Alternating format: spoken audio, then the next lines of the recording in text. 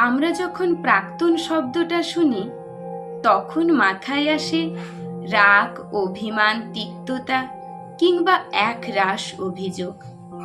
কিন্তু সত্যি কি তাই? প্রাক্তন মানেই কি শত্রু? একটা সম্পর্ক ভেঙে যাওয়ার পর রাগ হওয়া স্বাভাবিক, কিন্তু সেই রাগকে বছরের পর বছর মনে পুষে রাখার অর্থ জানেন? নিজেকে অশান্তির খাঁচায় বন্দি করে রাখা।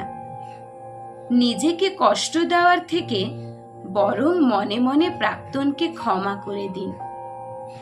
ক্ষমা করার অর্থ এই নয় যে সে ঠিক, কিংবা আপনি আপনার জীবনে তাকে আবার ফিরিয়ে আনবেন। ক্ষমা করার অর্থ এই যে নিজেকে অশান্তির খাঁচা থেকে মুক্ত করে দেওয়া। তাকে ভালো থাকতে দিন, নিজেও ভালো থাকুন। দিন শেষে কাউকে ভালো না বেসেও তো তার ভালো চাওয়া যায়, তাই না?